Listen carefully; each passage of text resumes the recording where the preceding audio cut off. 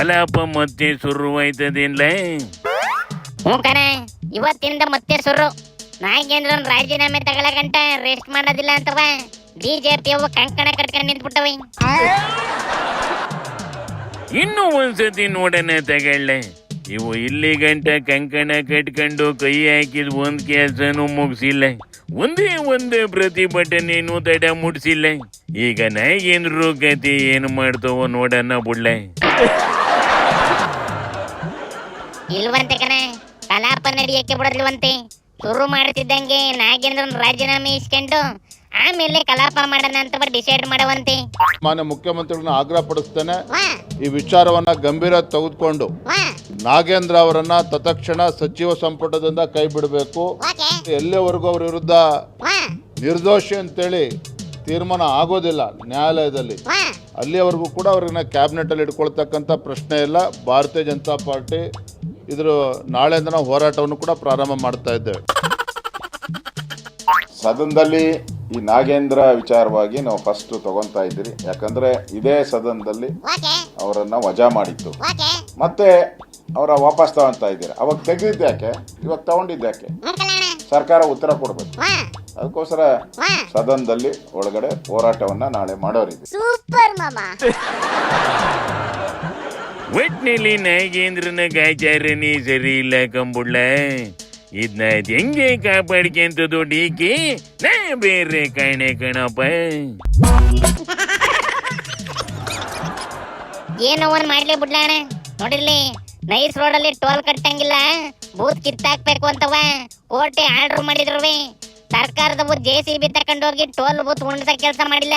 ನೈಸ್ನ ಯೋಜನೆ ಹೆಸರಿನಲ್ಲಿ BMIC ಯೋಜನೆಯ ಹೆಸರಿನಲ್ಲಿ ಇವತ್ತು ಆಗಿರ್ತಕ್ಕಂಥ ಹಲವಾರು ರೀತಿಯ ಇಲ್ಲಿಗಲ್ ಆಕ್ಟಿವಿಟೀಸು, ಆ ಫ್ರೇಮ್ ವರ್ಕ್ ಅಗ್ರಿಮೆಂಟ್ನ ಉಲ್ಲಂಘನೆ ಮಾಡಿ ಏನೇನು ಇವತ್ತು ಲೂಟಿ ಆಗಿದೆ.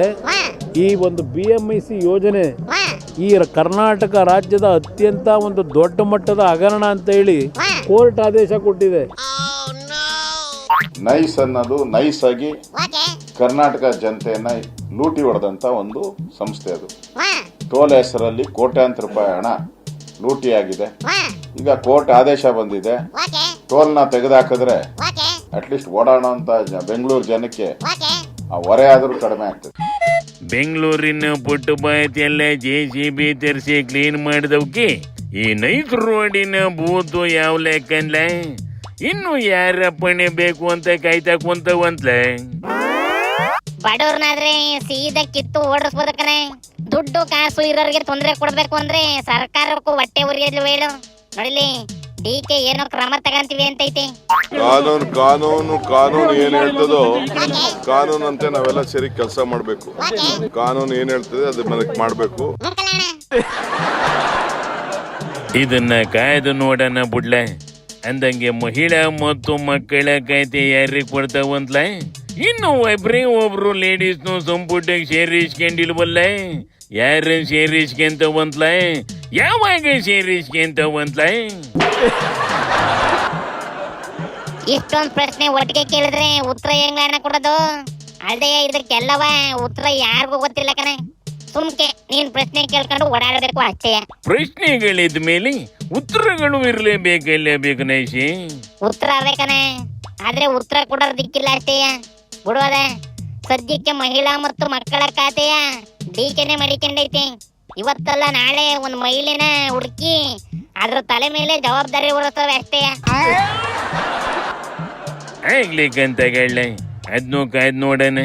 ಅಚ್ಚೇ ದಿನಕ್ಕೆ 12 ವರ್ಷದಿಂದ ಕಾಯ್ದಂಗಿ ಇವಕ್ಕೂ ಇನ್ನೊಂದಷ್ಟು ವರ್ಷ ಕಾಯನ ಕನ್ನಡ್ಲ. ಶಿವನಿ ಶಂಭುಲಿಂಗ.